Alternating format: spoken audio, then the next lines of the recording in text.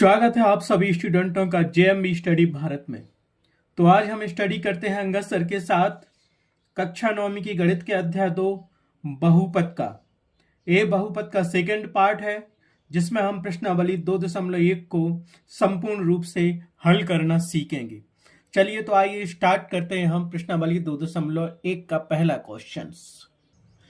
पहला क्वेश्चन हमें दिया गया है, निम्नलिखित व्यंजकों में कौन कौन एक चर में बहुपद है और कौन कौन एक चर में बहुपद नहीं है, कारण के साथ अपना उत्तर दीजिए।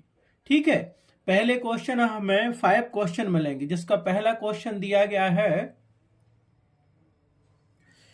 4x² - 3x + 7। हमें बताना है कि ये कितने चर में बहुपद है या नहीं है। तो सबसे पहले तो बहुपद होने की शर्त क्या होती है, जो चर होता है उसमें पॉजिटिव घात होना चाहिए, दूसरा भिन्नात्मक घात नहीं होना चाहिए, तीसरा ऋणात्मक घात नहीं होना चाहिए। तो पहले में हम देखेंगे क्या दिया गया हमें, 4x² - 3x + 7। यहाँ पे चर कितने दिए हैं, चर क्या कहलाते हैं हम आपको बता चुके हैं, x, y, z, u, v, w। जो भी इंग्लिश के स्मॉल लेटर होते हैं ABCD वो सारे वेरिएबल कहलाते हैं, अर्थात चर कहलाते हैं। तो यहाँ x एक ही चर दिया है तो एक चर तो हो गया। अब देखनी है कि घात क्या लगी इसमें बहुपद होने की कंडीशन के लिए। तो घात क्या है, चर के ऊपर 2 की घात लगी है जो कि धनात्मक है। तो हम क्या लिखेंगे आंसर में इसका हल, दिया गया व्यंजक। तो देखा पहला क्वेश्चन दिया है तो हम लिखेंगे चर तो एक ही दिया है, उसकी घात कितनी दी है, 2 दी है जो कि धनात्मक पूर्णांक संख्या है। तो दिया गया व्यंजक एक चर में बहुपद है। रीजन क्या देंगे हम, चर x की घात धनात्मक पूर्णांक है। पहला व्यंजक तो सॉल्व हुआ। दूसरा हमें क्या दिया है, y² + √2 × x। तो सबसे पहले तो हम देखेंगे बहुपद होने की शर्त। तो बहुपद एक कितने चर में है, सबसे देखेंगे यहाँ पे हमें 2 चर दिए गए हैं, एक तो y दिया गया है, दूसरा x दिया गया है। ठीक है, तो यहाँ हमें पता चल गया कि 2 वेरिएबल दिए हैं, एक y है और दूसरा x है। अब देखेंगे इस घात क्या लगी है, पॉजिटिव है या ऋणात्मक है या भिन्नात्मक है। तो यहाँ पे घात उच्चतम घात 2 दी है जो कि धनात्मक है। तो इसके लिए हम क्या लिखेंगे, इसीलिए दिया गया बहुपद क्या है, 2 चर में। क्यों, 2 वेरिएबल x और y दिए हैं, 2 चर में बहुपद है, ये तो लिख लिया। अब क्यों है, क्योंकि चर y की घात धनात्मक पूर्णांक संख्या है, धनात्मक पूर्णांक है, चर y की घात धनात्मक पूर्णांक है। ठीक है, अब चलते हैं हम तीसरा क्वेश्चन। तीसरा हमें यहां क्या दिया गया है, 3√t + t√2। तो यहां पे सबसे पहले तो हम देखेंगे वेरिएबल कितने हैं, वेरिएबल तो एक ही दिया है, t दिया है। दूसरा दिया गया है घात, देखेंगे इस t के ऊपर तो 1 की घात है, लेकिन इस t के ऊपर √t लिखा हुआ है, तो इसको हम क्या लिख सकते हैं। अब क्योंकि हम जानते हैं अगर √t दिया है तो इसको हम लिख सकते हैं t के ऊपर 1/2 की घात, और 1/2 क्या है, ये भिन्नात्मक घात है। क्या है, भिन्न है 1/2। तो हम क्या कहेंगे, दिया गया व्यंजक बहुपद नहीं है। तो इसको लिख दो, एक चर में तो है लेकिन क्या है, बहुपद नहीं होगा। तो लिखेंगे यह बहुपद नहीं है। याद रखना, नहीं है। क्यों नहीं है, रीजन हम दे रहा है आपको, क्यों, चर t की घात भिन्नात्मक है। और बहुपद होने की शर्त क्या होती है, घात ऋणात्मक ना हो, भिन्नात्मक ना हो और धनात्मक घात होना चाहिए। ठीक है, तो तीसरा सॉल्व हो गया हमारे पास। अब देखते हैं चौथा व्यंजक क्या दिया है, y + 2/y। अब इसको देखना हमें। सबसे पहले बहुपद होने की शर्त क्या होती है, हम देखते हैं कि घात धनात्मक होना चाहिए और यहां हमें क्या दिया गया है, तो अब देखो यहां पे हमें दिया गया है बाई प्लस 2/y। अब यहां देखो हम क्या लिख सकते हैं, इसको हम लिख सकते हैं बाई प्लस 2 इंटू 1/y। अब इसको भी हम क्या लिख सकते हैं, बाई प्लस 2 गुणित 1/y को लिख सकते हैं बाई के ऊपर -1 की घात। तो अब इस व्यंजक क्या बन गया हमारे पास, व्यंजक बन गया by plus 2 by to the power -1। अब बहुपद की शर्त क्या होती है, हमें घात देखना पड़ती, घात धनात्मक चाहिए ऋणात्मक नहीं चाहिए। तो यहाँ बाई के ऊपर -1 की घात है जो कि ऋणात्मक है। तो क्या करेंगे हम, दिया गया व्यंजक बहुपद नहीं है, वेरिएबल तो दिया है, एक दिया है बाई, तो यहां लिख देंगे हम, क्या लिखेंगे, यह है बहुपद नहीं है। यह बहुपद नहीं है क्योंकि चर बाई की घात -1 है। ठीक है, अब चलते हैं प्रश्न नंबर 1 का 5वां क्वेश्चन जो हमें दिया गया है। क्या दिया गया, 5वां क्वेश्चन दिया गया है x के ऊपर 10 की घात प्लस y के ऊपर 3 की घात प्लस t के ऊपर 50 की घात। तो सबसे पहले हम देखेंगे इसमें कितने वेरिएबल हैं, एक x, y और t। x 1, y 2 और t 3 वेरिएबल दिए हैं। तो एक वेरिएबल में तो बहुपद होगा नहीं, 3 चरों में ये बहुपद होगा। अब देखते हैं बहुपद होने की शर्त, घात क्या है, ऋणात्मक नहीं होना चाहिए, भिन्नात्मक नहीं होना चाहिए, केवल धनात्मक होना चाहिए। तो यहाँ घात क्या है, 10 भी धनात्मक, 3 भी धनात्मक, 50 भी धनात्मक। उस ठीक है, तो हम क्या लिखेंगे, इसको दिया गया व्यंजक एक 3 चरों वाला बहुपद है। तो ये क्या हुआ, दिया गया व्यंजक 3 चरों में बहुपद है। क्यों, चर x, y, t की घात धनात्मक पूर्णांक संख्या है। इस प्रकार से प्रश्नावली 2.1 का पहला क्वेश्चन कंप्लीट हुआ। अब चलते हैं नेक्स्ट क्वेश्चन नंबर 2 पर। अब हम देखते हैं क्वेश्चन नंबर 2। क्वेश्चन नंबर 2 हमें क्या दिया गया है, निम्नलिखित में से प्रत्येक में एक्स स्क्वायर का गुणांक लिखिए। अर्थात यहां पे हमें कुछ समीकरण दिए गए हैं 1 2 3 4। पहला दिया गया है 2 plus x square plus x, second दिया है 2 minus x square plus x Q, third दिया है pi upon 2 x square plus x और फोर्थ दिया है √2 इंटू एक्स -1। इसमें क्या हमें क्या करना है, केवल एक्स स्क्वायर का गुणांक अपन को बताना है। तो पहला हमें क्या दिया गया है, पहला दिया गया है समीकरण हमारे पास 2 plus x square plus x. हमें इसको बताना है कि एक्स स्क्वायर का गुणांक क्या है। हल करने से पहले हम कुछ चीजें देखते हैं। जैसे कोई समीकरण दिया है x square plus 2x plus 1, तो गुणांक क्या कहलाते हैं, जब सिंगल x दिया है या एक्स स्क्वायर लिखा है तो इसको हम लिख सकते हैं 1 into x square plus 2 into x plus 1। ठीक है, या कोई समीकरण दिया गया है 2x स्क्वायर प्लस एक्स -1, तो यहाँ पे 2 इंटू एक्स स्क्वायर होगा प्लस यहाँ पे सिंगल एक्स है तो उन पर 1 का मल्टीपल माना जाता है कि उसमें 1 का गुणा होता है और माइनस मध्यों का। तो ये गुणांक कहलाते हैं 1 एक्स स्क्वायर का, ये 2 गुणांक है x का, यहाँ 2 गुणांक है और यहाँ ये 1 गुणांक है। ठीक है, याद रखना कि गुणांक क्या होते हैं, जब सिंगल x लिखा रहता है तो उसका मतलब है x में 1 का गुणा है। तो चलो देखते हैं पहला क्वेश्चन हमें क्या दिया गया है, 2 plus x square plus x. हमसे क्या पूछा गया है कि एक्स स्क्वायर का गुणांक लिखिए। अब गुणांक तो हमने बता दिया गुणांक क्या कहलाते हैं। ठीक है, तो हम लिखेंगे दिए गए समीकरण में एक्स स्क्वायर का गुणांक, लिख लो यहां पे, दिए गए समीकरण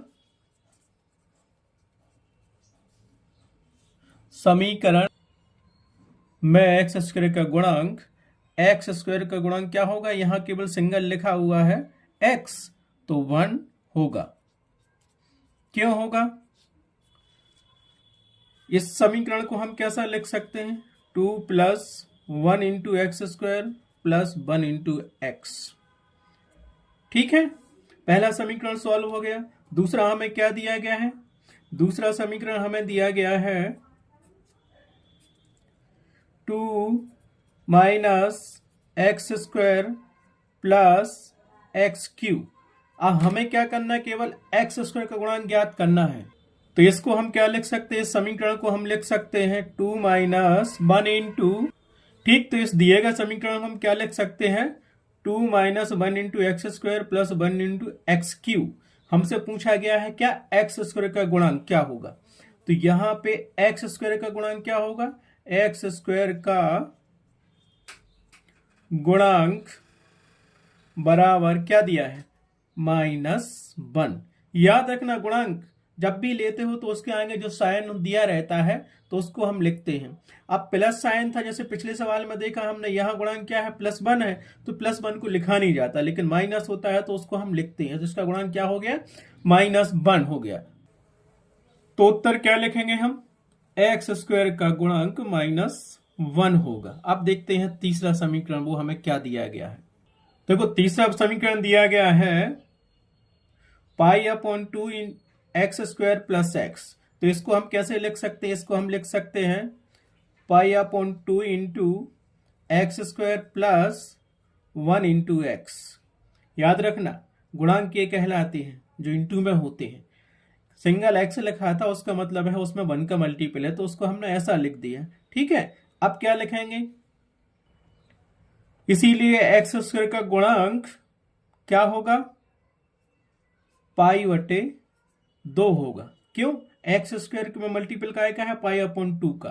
अब उत्तर बराबर हम क्या लिखेंगे, उत्तर आपका आ जाएगा, उत्तर एक्स स्क्वायर का गुणांक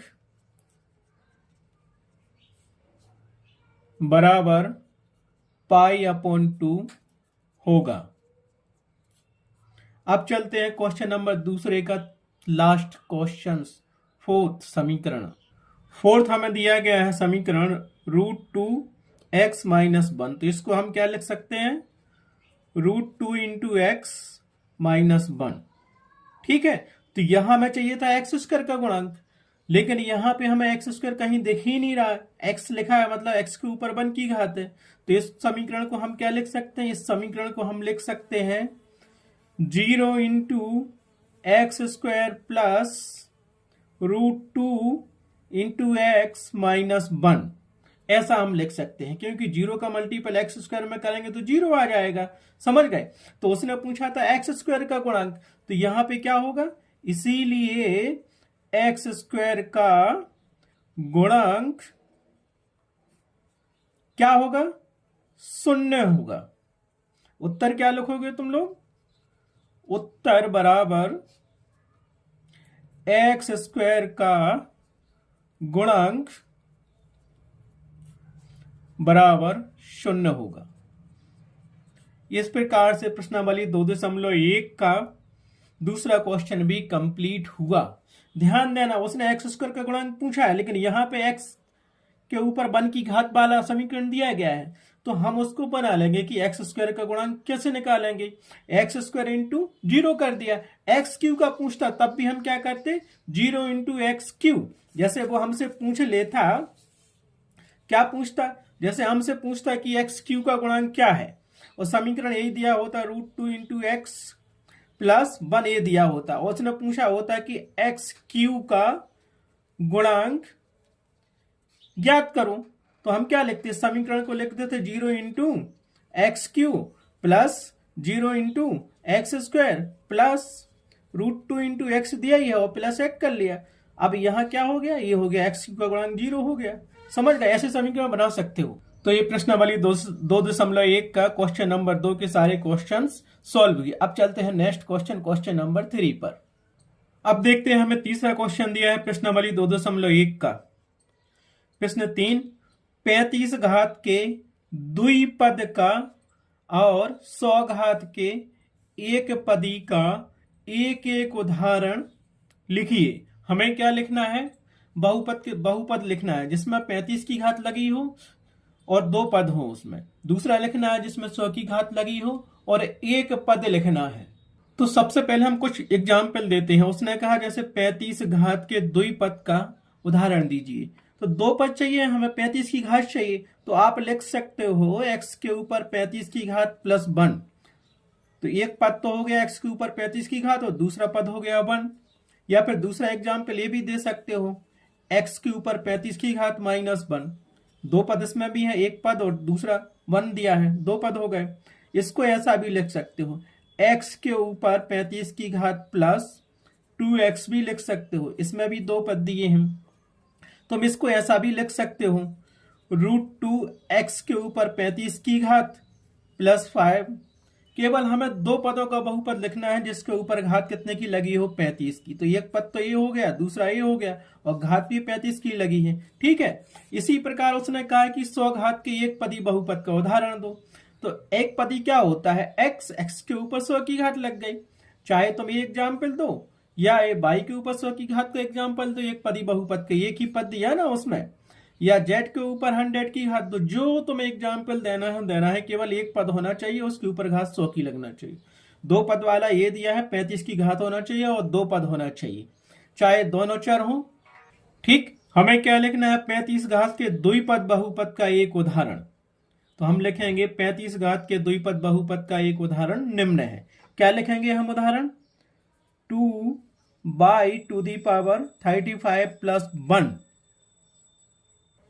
तो हमारे पास ये 35 घात के द्विपद का एक उदाहरण हो गया, क्योंकि इसमें दो पद दिए हैं, एक दिया है 2y, दूसरा दिया है 1। तुम कुछ और एग्जाम्पल भी दे सकते हो, लेकिन हमें एक ही उदाहरण देना था, हमने एक दे दिया। अब चलते हैं 100 घात के एक पदी बहुपद का उदाहरण दो। तो अब 100 घात का बहुपद लिखते हैं हम। अब हम लिखते हैं 100 घात के एक पदी बहुपद का एक उदाहरण निम्न है। अब वो किसी भी वेरिएबल लिख दो, चाहे x y z, जो आपको इच्छा हो लिख सकते हो। मैं लिखता हूं x के रूप में, x के ऊपर 100 की घात, पद एक ही दिया है तो हो गया एक पदी बहुपद, वो भी घात कितने की लगी, 100 की लगी। 100 घात का पूछा, अगर 99 पूछता तो घात हम 99 की लगाते, लेकिन उसने पूछा हमें 100 की घात का, तो x के ऊपर हमने 100 की घात लगा दी और एक ही पद दिया है। तो उत्तर बराबर क्या लिखोगे आप, उत्तर यहां आप लिखोगे, तो उत्तर लिख दिया 35 घात के द्विपद बहुपद का एक उदाहरण, 2y के ऊपर पावर 35 की प्लस 1। ठीक, और दूसरा लिखेंगे तथा तो 100 घात के एक पदी बहुपद का एक उदाहरण x के ऊपर 100 की घात। इस प्रकार प्रश्नावली 2.1 का क्वेश्चन नंबर 3 कंप्लीट हुआ। एक नंबर में क्वेश्चन आ सकता है, बहुत इंपोर्टेंट क्वेश्चन है ये। अब देखते हैं क्वेश्चन नंबर 4 प्रश्नावली 2.1 का। क्या दिया है क्वेश्चन नंबर 4, निम्नलिखित बहुपदों में से प्रत्येक बहुपद की घात लिखिए। यहाँ पे कितने बहुपद दिए गए हमें, 1 2 3 4, इनमें से प्रत्येक बहुपद की घात लिखनी पड़ती है। अब घात लिखने के पहले हम आपको कुछ एग्जाम्पल देते हैं, घात क्या कहलाती है। जैसे एक एग्जाम्पल हमें दिया गया है 10x to the power 9 minus 8x to the power 7 plus 9x square plus x minus 1। तो इसमें अगर कोई घात पूछता है तो इसमें बहुपद की घात क्या होगी। यहाँ तो तीन घातें दी, स्क्वायर की दी, 7 की दी, 8 की दी। तो घात का मतलब होता है जो बहुपद दिया गया है उसमें जो उच्चतम घात हो, अर्थात अधिकतम घात हो, जो सबसे बड़ी घात हो, उसको हम घात लिखते हैं। तो इस बहुपद की घात क्या होगी, घात बराबर होगी 9, क्योंकि 9 सबसे बड़ी है। ठीक है, तो पहला बहुपद हमें दिया गया 5x³ plus 4x square plus 7x।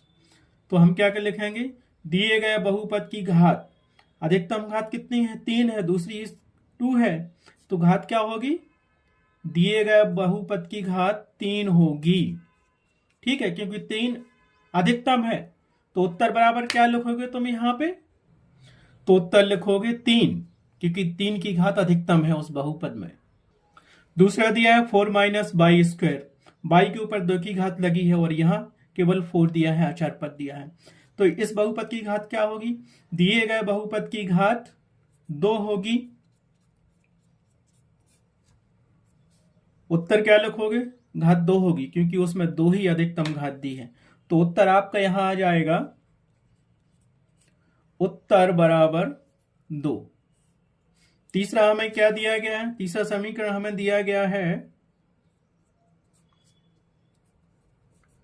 5t minus √7। तो इसकी घात क्या होगी, तो दिए गए बहुपद की घात, t के ऊपर कोई पावर नहीं लगी, इसका मतलब है t के ऊपर 1 की घात लगी है। तो दिए गए बहुपद की घात 1 होगी। ठीक, अतः उत्तर क्या हो जाएगा तुम्हारा? उत्तर बराबर 1 हो जाएगा। चौथा क्या दिया गया हमें बहुपद? चौथा बहुपद दिया गया हमें 3, और इस 3 को हम क्या लिख सकते हैं बहुपद के रूप में? 3 into x to the power 0। क्यों? क्योंकि x टू दी पावर 0 का मान होता है 1, और 1 का गुणा अगर 3 में करेंगे तो हमारे पास क्या मिल जाएगा? 3 ही मिलेगा। ठीक है, तो दिए गए बहुपद की घात क्या होगी? तो दिए गए बहुपद की घात 0 होगी। क्यों? x के ऊपर 0 की घात लगी है तो उसका मान 1 होता है, और 1 का गुणा अगर हम 3 इंटू 1 करेंगे तो हमें क्या मिलेगा? 3 ही मिलेगा। अतः इसकी घात क्या होगी? 0 होगी। तो उत्तर बराबर क्या लिखेंगे इसमें हम?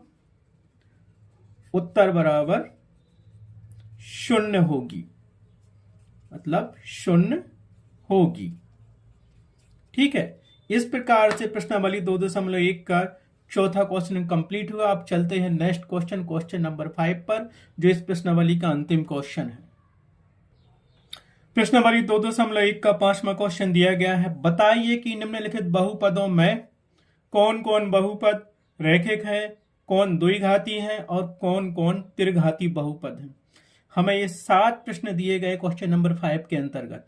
तो हम जानते हैं रैखिक बहुपद की शर्त, द्विघात बहुपद की शर्त और त्रिघात बहुपद की शर्त। जिसके ऊपर अधिकतम घात 1 की हो वो रैखिक बहुपद कहलाता है, और जिस वेरिएबल के ऊपर घात अधिकतम 2 की हो वो द्विघात बहुपद कहलाता है, और जिस वेरिएबल के ऊपर अधिकतम घात 3 की हो वो त्रिघात बहुपद कहलाता है। तो पहला हमें क्या दिया गया है? X square plus x. तो इस बहुपद में घात अधिकतम कितनी है? 2 की घात है, तो ये क्या होगा? यह है द्विघात बहुपद होगा। ठीक है, दूसरा क्या दिया? x minus x Q. तो सबसे पहले तो देखा क्या ये बहुपद है या नहीं है तो फिर देखा वेरिएबल के ऊपर अधिकतम घात कितने की लगी? यहां पे 1 की लगी, यहां 3 की लगी, तो यह क्या होगा? इसीलिए यह कौन सा बहुपद होगा? त्रिघात बहुपद होगा। यह त्रिघाती बहुपद होगा। थर्ड हमें दिया गया है y plus y square plus 4। तो y वेरिएबल दिया है, अधिकतम घात इस पे कितने की लगी? 2 की लगी है, तो यह क्या होगा? यह है द्विघाती या द्विघात बहुपद होगा। ठीक है, फोर्थ हमें दिया 1 प्लस एक्स। तो ये कौन सा बहुपद होगा? जब x के ऊपर कोई घात नहीं लगी होती तो उसका मतलब होता है 1 की पावर उस पर लगी है। ठीक है, तो यह क्या है? जब 1 की पावर लगी होती है तो बहुपद कैसा होता है? रैखिक। यह है एक रैखिक बहुपद होगा। कैसा बहुपद होगा? रैखिक बहुपद होगा। अब 5वां दिया गया है 3t। यहां t वेरिएबल दिया है, इसके ऊपर घात कोई भी नहीं लगी, तो इसका मतलब है इस पे 1 की घात लगी है, इसीलिए यह क्या होगा? यह एक रैखिक बहुपद होगा। अब नेक्स्ट चलते हैं, दिया गया है आर स्क्वायर। यह किस प्रकार का बहुपद है? आर भी एक वेरिएबल है, तो यह द्विघाती बहुपद होगा। क्या होगा? यह एक द्विघाती बहुपद होगा क्योंकि इस पे अधिकतम घात 2 की है।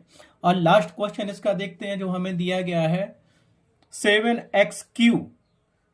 यह बहुपद तो है लेकिन इस पे घात अधिकतम कितने की लगी? 3 की। तो यह कौन सा बहुपद होगा? यह है त्रिघाती बहुपद होगा। यह है त्रिघाती बहुपद होगा। तो उत्तर सबके क्या होंगे हमारे पास? पहला द्विघाती, दूसरा त्रिघाती, तीसरा द्विघाती, चौथा रैखिक, 5वां रैखिक, 6वां द्विघाती बहुपद और 7वां त्रिघाती बहुपद।